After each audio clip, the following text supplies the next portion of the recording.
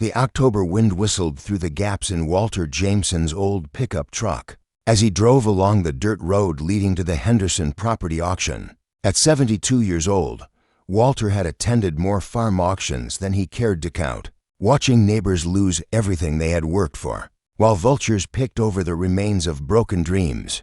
The Henderson place had been abandoned for 3 years, ever since old Tom Henderson died and his city relatives decided the remote Montana ranch wasn't worth maintaining. Now the county was selling everything piece by piece to recover back taxes, and Walter hoped to find some useful equipment at bargain prices. Lot 47, the old hay barn on the north quarter, announced Bert Willis, the auctioneer whose voice had been selling off failed dreams for 30 years. Structure needs work, but the foundation's solid. Do I hear $5? Walter studied the weathered barn from his position near the back of the small crowd of bidders. The building leaned slightly to the east. Several boards were missing from the walls, and the roof showed obvious signs of water damage. But the bones of the structure looked sound, and he needed storage space for his growing hay operation. $10, called out Jake Morrison, a neighboring rancher who collected old buildings for their salvage lumber. Walter raised his hand. 15, 20, Jake countered, though his lack of enthusiasm suggested he wasn't serious about winning. The bidding stalled at Walter's $25 offer. Most of the crowd was focused on more valuable items like tractors and livestock equipment. An old barn with significant repair needs wasn't worth fighting over. Sold to Walter Jameson for $25, Bert announced, bringing his gavel down with a sharp crack, as Walter filled out the paperwork and arranged for the barn to be transferred to his property. He felt satisfied with his purchase. $25 for a structure that would cost thousands to build new was an excellent investment, even considering the work needed to make it usable. The barn moving company arrived the following week, a crew of specialists who could relocate entire buildings without dismantling them. Walter watched with fascination as they jacked up the structure and prepared to load it onto a massive trailer for the 30-mile journey to his ranch. "You picked a good one, Mr. Jameson," said Roy Fletcher, the crew foreman who had been moving buildings for 20 years. "These old barns were built to last. Once we get her on your property and shore up that foundation, she'll serve you well for decades." The move took most of the day, with the oversized load requiring careful navigation of narrow country roads and one particularly challenging creek crossing. By evening, the barn sat on Walter's property, positioned near his existing storage facilities, but far enough away to allow for future expansion. "We'll come back tomorrow to level her up and secure the foundation," Roy explained as his crew prepared to leave. "Then you can start on whatever repairs you've got planned." That night, Walter sat on his porch planning the work that lay ahead. The barn would need new roofing, replacement boards for the damaged walls, and a complete overhaul of the interior space to make it suitable for hay storage. But even with those costs, he would still have a valuable building at a fraction of its replacement cost. Sleep came easily to Walter that night, the satisfaction of a good deal and the prospect of useful work combining to ease the aches and worries that often kept him awake. He had no way of knowing that his bargain purchase was about to change his life in ways he never could have imagined. The next morning dawned clear and cold, with frost covering the grass and a thin skin of ice on the water troughs. Walter was up before sunrise, as had been his habit for 50 years of ranching, and decided to take a closer look at his new barn before Roy's crew arrived to finish the foundation work. The morning light revealed details that had been hidden during yesterday's installation. The barn's construction showed the craftsmanship of an earlier era, with hand-hewn beams and mortise and tenon joints that spoke of builders who took pride in their work, despite years of neglect. The structure's basic integrity remained sound. Walter circled the building, noting areas that would need attention and planning his approach to the renovation work. The large sliding doors on the south side were warped but repairable, and the hayloft showed minimal damage despite the roof leaks that had stained the wooden flooring. It was as he approached the small side door on the east wall that Walter first noticed signs that the barn might not be as empty as he had assumed.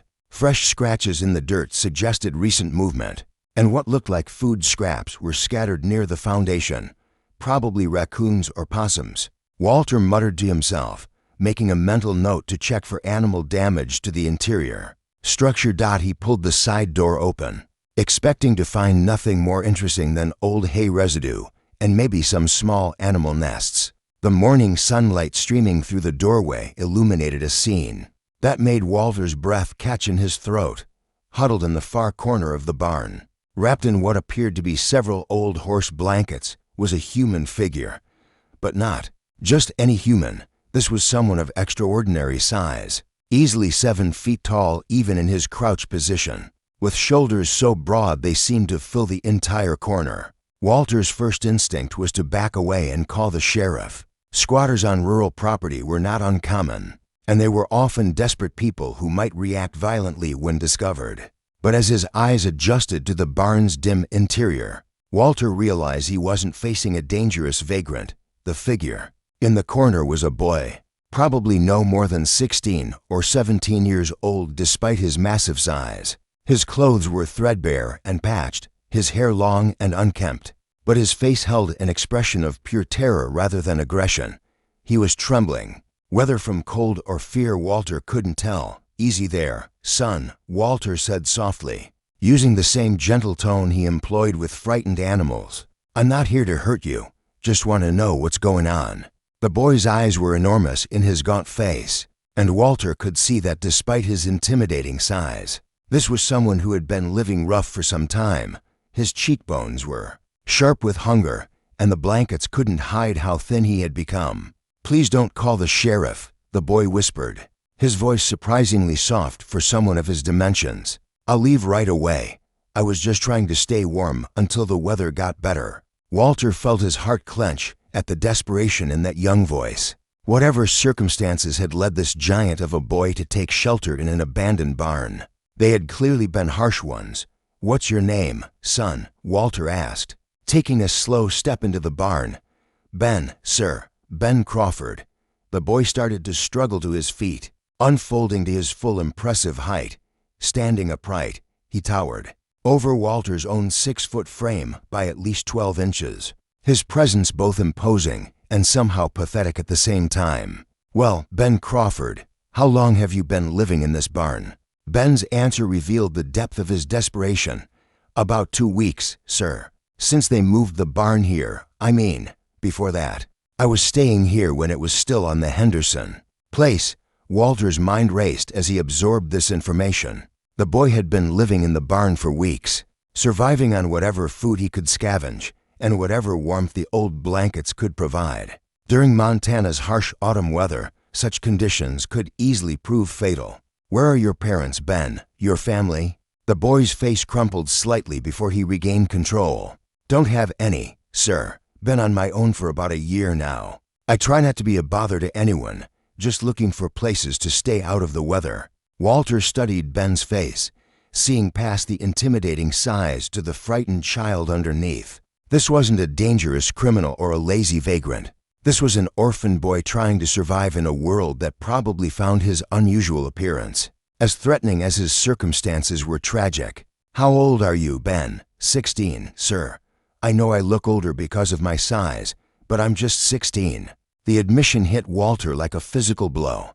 16 years old and living alone, surviving by hiding in abandoned buildings and probably going hungry more often than not. The boy's size, which should have been an advantage in terms of strength and capability, had probably made him a target for suspicion and fear wherever he went. "When did you last have a proper meal, son?" Ben's hesitation told Walter everything he needed to know before the boy answered.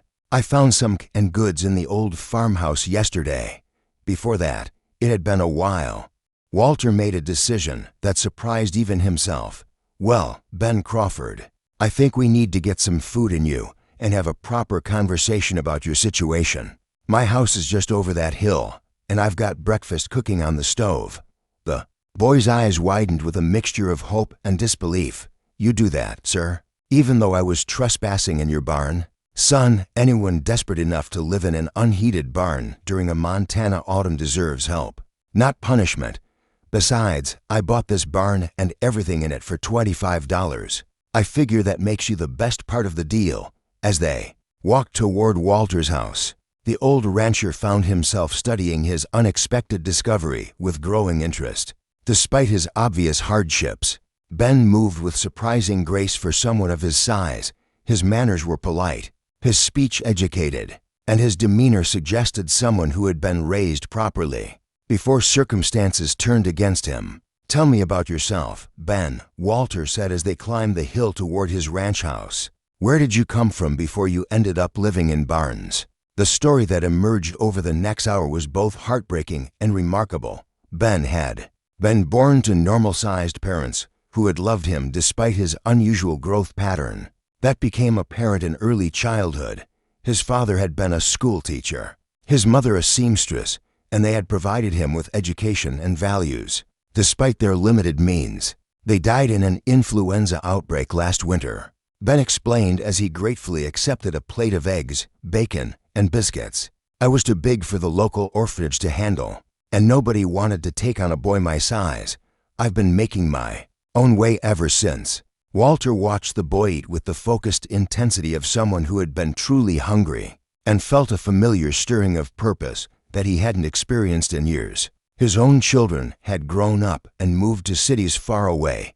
His wife had died 5 years ago, and his ranch had become more of a maintenance project than a growing enterprise. Maybe, Walter thought as he poured Ben a third cup of coffee, God had a reason for leading him to bid on that particular barn. 3 weeks after discovering Ben Crawford in his newly purchased barn, Walter Jameson found himself marveling at the transformation taking place on his ranch. The boy who had been living like a wild animal was revealing himself to be intelligent, hardworking, and possessed of surprising skills that went far beyond his obvious physical capabilities. "I've never seen anyone handle livestock the way you do," Walter told Ben as they watched the young giant gently coax a spooked calf back into the pasture. "Animals that usually take 3 men to control just seem to calm down when you're around them." Ben's face flushed with the pleasure of genuine praise, something he had received precious little of during his year of surviving alone. "My father always said animals can sense your intentions. They know I don't want to hurt them, just help them." The truth was that Ben's size, which had made him an object of suspicion and fear among humans, seemed to command natural respect from cattle and horses. His enormous hands could control a 1,000-pound steer with gentle pressure that the animal instinctively responded to, and his height allowed him to see over herds and spot problems that other ranch hands might miss. But it was Ben's intelligence and eagerness to learn that truly impressed Walter. The boy absorbed information like a sponge, remembering complex instructions after hearing them once, and often suggesting improvements to established procedures based on careful observation and logical thinking. "You've got a mind for problem solving," Walter observed as Ben demonstrated a more efficient method for loading hay bales onto the truck. "School must have come easy for you." "I loved school," Ben admitted, his expression growing wistful. "My father taught me at home after I got too big for the regular desks and chairs. He said education was the one thing nobody could take away from you, no matter what other challenges you faced." The comment revealed both Ben's intellectual hunger and the practical difficulties his size had created throughout his life. At 16, he was already taller and broader than most full-grown men, making it impossible for him to fit into spaces designed for normal-sized people. Walter began to understand that Ben's period of living rough hadn't just been about finding food and shelter. It had been about finding a place where his unusual physical characteristics wouldn't make him an outcast. On the ranch, his size was an asset rather than a problem, and his gentle nature with animals made him invaluable. "I've been thinking," Walter said one evening as they sat on the porch after a long day of fence repairs. "How would you feel about staying on here permanent? I could use the help, and you need a place where you can belong." Ben's response was immediate and heartfelt. "Mr. Jameson, I'd be honored to work for you, but I want to earn my keep, not just accept charity.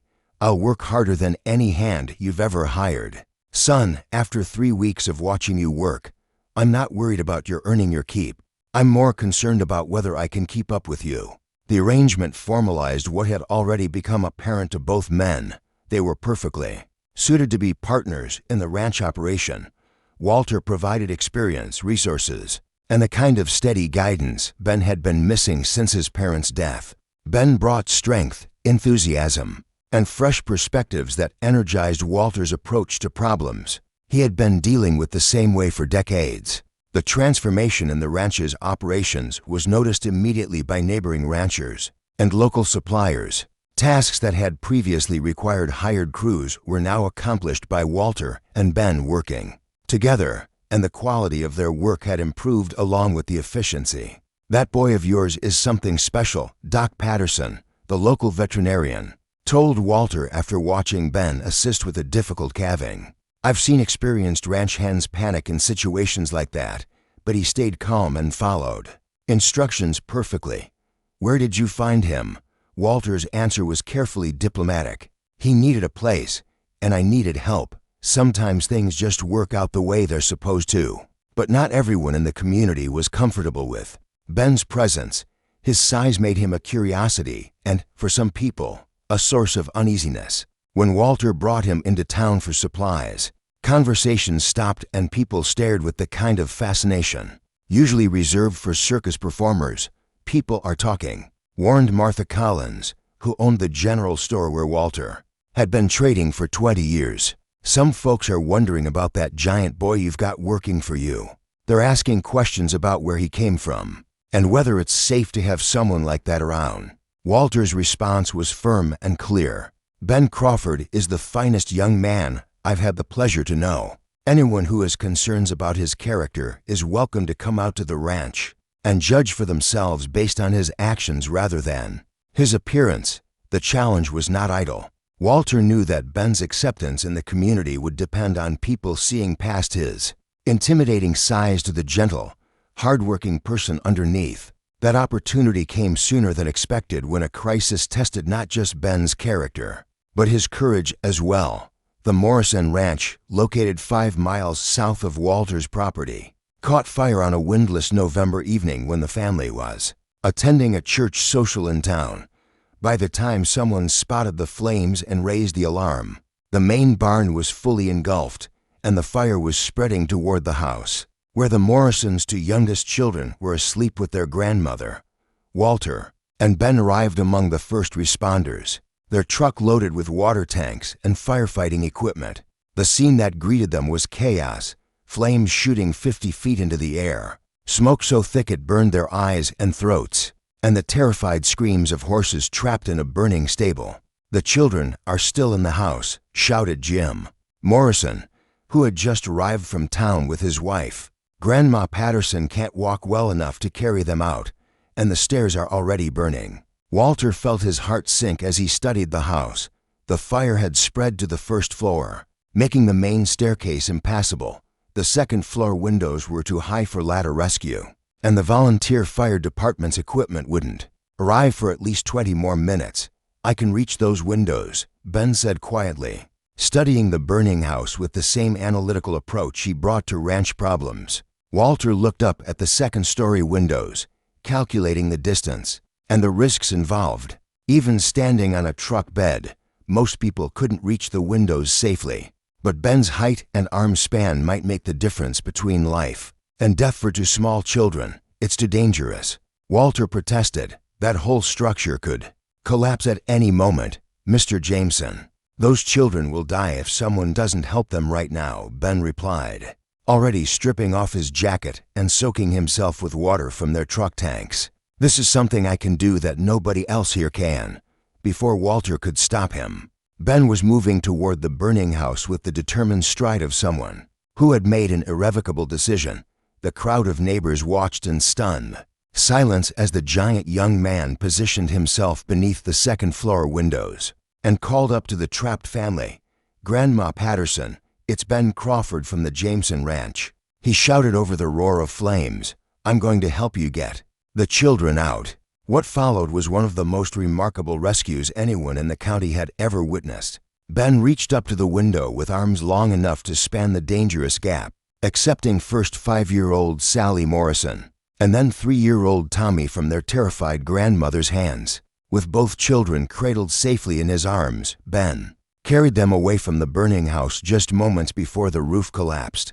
In a shower of sparks and burning debris, the children were frightened but unharmed, and their grandmother escaped through a rear window that had become accessible. Once the children were safe, the crowd's reaction to Ben's heroism was immediate and overwhelming. People who had whispered suspiciously about the giant stranger now pressed forward to shake his hand and express their gratitude for his courage. "Son, you saved those children's lives," Jim Morrison said, tears streaming down his face as he embraced his rescued family. "I don't know how to thank you." Ben's response revealed the character that Walter had recognized from their first meeting. "Anyone here would have done the same thing if they could have. Mr. Morrison, I was just lucky enough to be tall enough to help." The fire marked a turning point in Ben's relationship with the community. His heroism had demonstrated that his unusual size was a gift rather than a threat, and his humble response to the praise he received showed the kind of character that rural communities valued above all else. "That boy of yours is a hero," Doc Patterson told Walter the next day. "But more than that, he's the kind of person this community needs more of. We're lucky you found him." Walter smiled at the comment, thinking about the chain of circumstances that had led him to purchase a seemingly worthless barn and discover the remarkable young man sleeping inside it. "Doc, I'm beginning to think Ben found me, not the other way around." As winter settled over Montana and the ranch work shifted to indoor projects and equipment maintenance, Walter found himself looking forward to each day with an enthusiasm he hadn't felt in years. Ben's presence had not only solved his labor shortage but had brought purpose and companionship back into his life. "You know, Ben," Walter said one evening as they worked on repairing harnesses in the barn where they had first met, "I bought this barn for $25 thinking I was getting a good deal on storage space. Turns out I got something much more valuable." Ben looked up from the leather he was mending, his massive hands surprisingly delicate in their handling of the repair work. "What's that?" "Mr. Jameson, I got a son," Walter replied simply, "and this ranch got a future it wouldn't have had otherwise." How will Ben's newfound acceptance in the community change his life? What challenges will test the bond between the old rancher and his giant protege? Subscribe to our channel to witness the incredible journey of a boy whose size made him an outcast, but whose heart made him a hero. The spring of 1962 brought unprecedented challenges to Walter Jameson's ranch, as drought conditions threatened to destroy everything he and Ben had built together. Over the past 18 months, the winter snowpack had been lighter than usual. The spring rains had failed to materialize, and by May the grasslands that supported their cattle were already showing signs of severe stress. "We're going to have to make some hard decisions," Walter told Ben as they surveyed their largest pasture, where cattle clustered around water sources that were dropping daily. "If this drought continues, we'll need to sell off most of the herd before we lose them to starvation." Ben studied the landscape with the analytical mind that had impressed Walter. From their first meeting, at 17, he had grown even larger, now standing nearly 7.5 feet tall. But his approach to problems remained thoughtful and methodical rather than rushed. "What if we don't have to choose between keeping the cattle and losing them to drought?" Ben asked. "What if there's a third option we haven't considered yet?" Walter had learned to pay attention when Ben posed questions like that. The boy's unique perspective often revealed solutions that more experienced ranchers missed because they were too focused on traditional approaches to problems. "I've been reading about water management techniques used in Australia and parts of Africa," Ben continued, pulling out a notebook where he had been sketching ideas, places where they deal with drought conditions as a normal part of ranching. The notebook contained detailed drawings of water collection systems, solar pumps, and drought-resistant feeding programs that could extend a ranch's resources far beyond what conventional methods allowed. Ben's designs showed not just theoretical knowledge, but practical adaptations specific to their Montana location and resources. "Where did you learn about all this?" Walter asked, impressed by the sophistication of Ben's research. "The county extension agent has been lending me books and journals," Ben explained. When I told him I was interested in sustainable ranching methods, he said my size gave me advantages for implementing large-scale projects that other ranchers couldn't handle alone.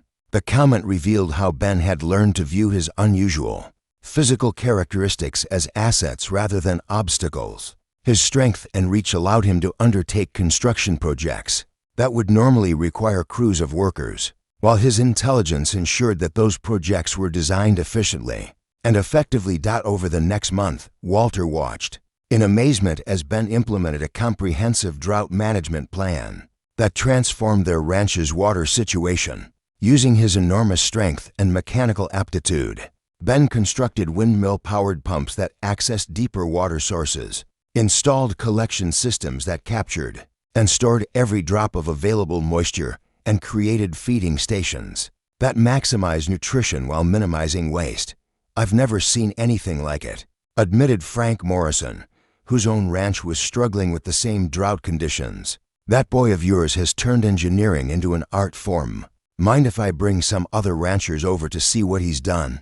The visits from neighboring ranchers marked another turning point in Ben's relationship with the community. His water management innovations were so effective that his techniques were soon being adopted throughout the county, with Ben serving as an informal consultant to help other operations implement similar systems. "You've become quite the local celebrity," Walter observed as they watched Ben explain his pump design to a group of visiting ranchers. "People are starting to see you as the solution to problems they've been dealing with for generations." Ben's response showed the humility that made his success so palatable to the community. "I'm not smarter than anyone else, Mr. Jameson. I just have the advantage of being new to this, so I don't assume things have to be done the way they've always been done." But Ben's innovations had attracted attention beyond the local ranching community. Agricultural extension agents from the state university had visited to document his techniques, and representatives from equipment manufacturers had inquired about licensing his designs for commercial production. "You could make a fortune selling these ideas," Dr. Robert Chen, a professor of agricultural engineering, told Ben during one of his visits. "Your water management system alone could revolutionize ranching in arid regions." The offer of fame and fortune represented a crossroads that Ben had not anticipated when he was living as a homeless giant in an abandoned barn. He could leave Montana, attend university, and become wealthy by commercializing his innovations, or he could stay on the ranch that had become his home and continue the partnership that had transformed both his life and Walter's. "What do you think I should do?" Ben asked Walter as they discussed the university's offer of a full scholarship and research position. Walter's answer came from the heart of a man who had come to love Ben like his own son. "I think you should follow your dreams, wherever they lead. You've already given me more than I ever expected when I bought that barn. If your path leads away from here, I'll understand." But Ben's dreams had evolved during his months of acceptance and purpose on Walter's ranch. The boy who had once been desperate simply to survive had discovered that his true calling involved not just solving problems, but building something lasting with people who mattered to him. "My dream is to stay here and keep building what we've started," Ben told Walter. "But I want to do it as your partner, not just as your hired hand. This ranch has been my salvation, and I want to be part of ensuring its future." The partnership agreement they signed that autumn formalized what had already become apparent to both men. Ben's innovations and energy had revitalized an operation that had been slowly declining. Due to Walter's advancing age and traditional methods, Walter's experience and resources had provided the foundation that allowed Ben's creativity to flourish. "Jameson and Crawford Ranch," Walter said as they painted the new sign that would replace the old one bearing only his name. "Has a nice ring to it, don't you think?" The new partnership brought changes that extended far beyond the ranch's name. Ben's reputation as an innovator attracted attention from agricultural researchers, equipment manufacturers, and sustainable farming advocates who saw his techniques as models for environmentally responsible ranching. "What you two have accomplished here represents the future of agriculture," Dr. Chen announced during a conference where Ben presented their drought management successes. This combination of traditional wisdom and innovative thinking could transform how we approach food production in challenging environments. The recognition brought opportunities that neither Walter nor Ben had anticipated. Their ranch became a demonstration site for sustainable agriculture techniques, hosting visits from researchers and ranchers from across the country. Ben found himself in demand as a speaker at agricultural conferences, sharing not just his technical innovations, but his philosophy about adapting to challenges rather than simply enduring them. "You know," Walter told Ben as they prepared for another group of visitors, "when I found you in that barn, I thought I was rescuing someone who needed help. Turns out you were the one doing the rescuing." The comment reflected the reality of their transformed lives. Walter had found renewed purpose and energy through his partnership with Ben, while the ranch had evolved from a declining operation into a model of innovation and sustainability that influenced agricultural practices far beyond Montana. But perhaps the most significant transformation was in Ben himself. The frightened giant who had been hiding in an abandoned barn had become a confident leader, whose ideas were changing how people thought about the challenges facing rural communities. "Mr. Jameson," Ben said as they watched the sunset paint the sky over their thriving ranch, "do you ever wonder what would have happened if you hadn't bought that barn?" Walter considered the question seriously. "I think about it sometimes, but I've learned that wondering about what might have been is less important than being grateful for what actually is." As they prepared for bed that evening, both men understood that their partnership had created something greater than either could have achieved alone. The abandoned barn that Walter had purchased for $25 had indeed contained treasure, but not the kind that could be measured in conventional terms. The real treasure had been the discovery that human worth isn't determined by appearance or circumstances, but by character and the willingness to use whatever gifts we possess in service of something larger than ourselves. Ben's size, which had made him an outcast, had become the foundation for innovations that benefited entire communities. Walter's loneliness, which had driven him to that fateful auction, had led to the most meaningful relationship of his later years. "You know, Ben," Walter said as they turned off the lights in the ranch house they now shared as partners and family, "I've been thinking about what we should call our story if anyone ever writes it down." "What would you call it?" Ben asked. "The giant in the barn," Walter replied with a smile, "because sometimes the most valuable things come in packages the world doesn't expect." From abandoned orphan to agricultural innovator, Ben's incredible transformation proves that our greatest challenges often contain our greatest opportunities. His partnership with Walter shows that family, success, and legacy can be built through mutual respect and shared purpose. Subscribe to our channel for more inspiring stories of unexpected heroes who changed the world by refusing to be limited by other people's expectations.